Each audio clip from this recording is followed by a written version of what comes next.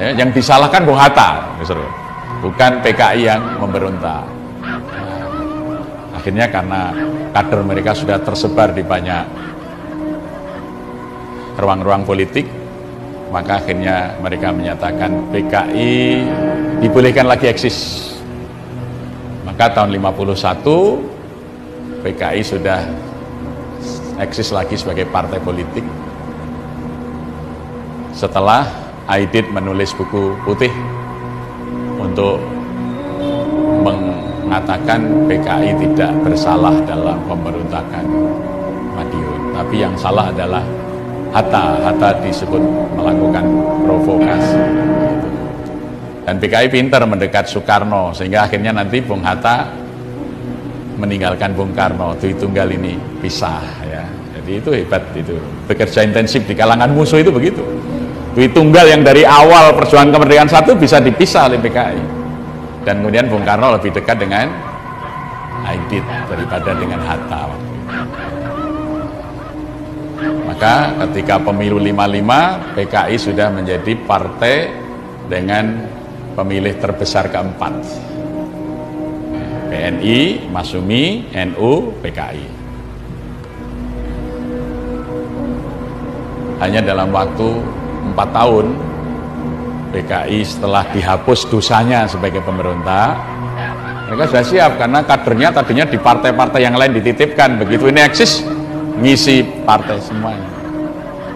Strategi mereka itu begitu. Seperti kalau bahasa Jawa itu, PKI itu seperti emprit gandil. Jadi menetaskan telurnya di sarang burung yang lain. Ya, jadi ceritanya orang Jawa itu, emprit gandil itu kalau bertelur itu dia dieramkan kepada sarang-sarang burung perenjak. Telurnya burung perenjak dibuang. Jadi nanti kalau menetas bukan anak perenjak tapi anaknya emprit gandil ini. Jadi ini strategi ini ditiru oleh PKI. Jadi kalau PKI belum bisa eksis, dia mengeramkan telurnya di partai-partai yang lain sampai menjadi tokoh-tokoh puncak di partai itu. Nanti ketika lewat partai-partai itu memperjuangkan supaya PKI bisa eksis, dia kembali ke sarang apa? Ke bentuk aslinya. Partai-partai yang lain ditinggal kosong itu. Itu strateginya begitu. Ya. Prit gandil. Maka dulu kalau menjadi kode-kode rahasia, jadi ya tit gitu ya suaranya burung ketas ya, atau prit gandil itu ya.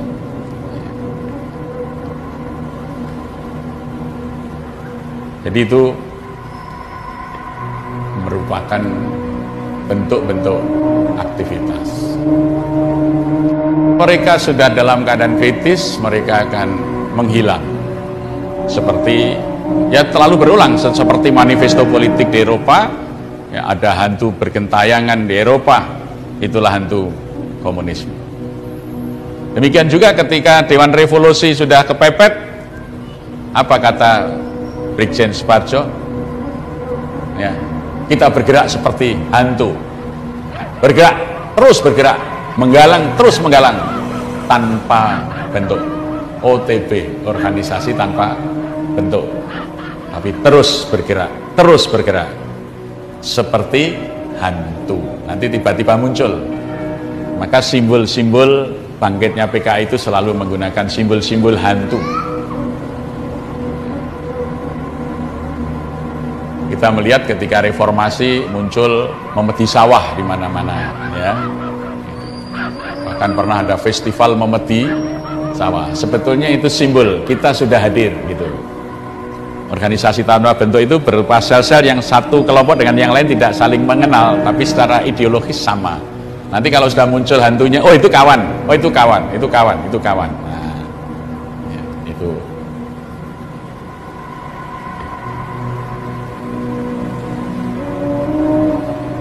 Jadi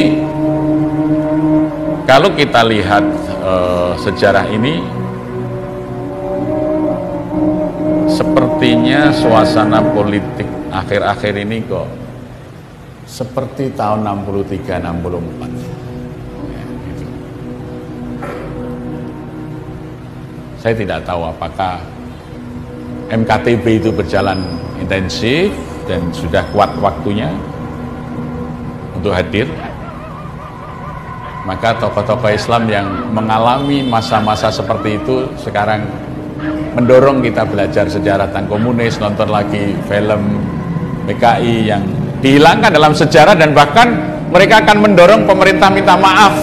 Nanti kalau pemerintah minta maaf, organisasi itu langsung bangkit dan langsung anggotanya yang terserak itu berkumpul. Partai-partai tempat bernaung itu akan kosong. Ya. Jadi mereka sudah merasa cukup anggotanya dititip di mana-mana, itu sudah cukup dewasa, sudah saatnya sarang baru tumbuh. Saya beberapa minggu yang lalu ditemui oleh 3 perwira tinggi Angkatan Darat. Secara khusus saya diminta bertemu di Kodim, tidak ada orang lain.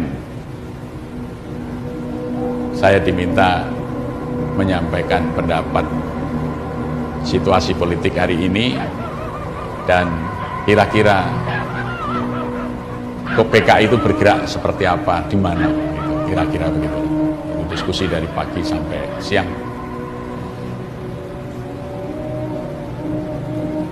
Ya, gambaran-gambaran itu kita sampaikan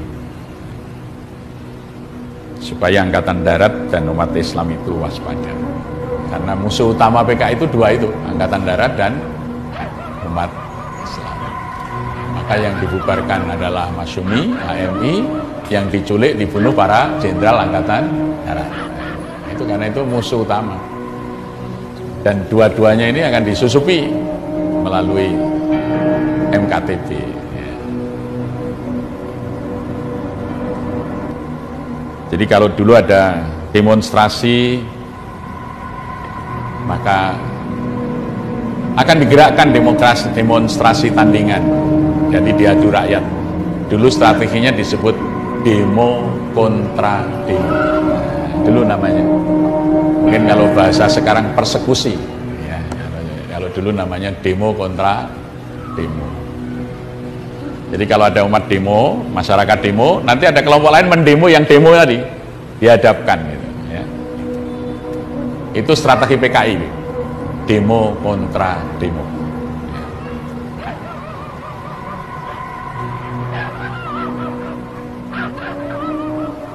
Oleh karenanya kita khawatir saja kalau situasi ini kok banyak kesamaan, apalagi ketika Fadlizon mengunggah potong BP angsa, loh kok persis ya. Jadi dulu di sini kalau pagi operasi dari RPKAD itu, RPKAD Resimen Komando Angkatan Darat itu, dia mulai operasi dengan lagu komandonya. Siap senjataku di tangan kanan, ikat pinggang penuh peluru granat tangan. Ayo seru, serang Gestapo sampai titik darah penghabisan, hancur lebur perintah kemerdekaan.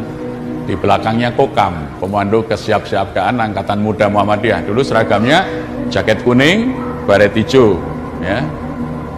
Tidak pakai doreng. Doreng itu saya yang mulai Kokam doreng itu di sini tahun 90. Waktu Muktamar Aceh itu satu-satunya Kokam yang berseragam doreng dari Jogja, dari Jogokarian.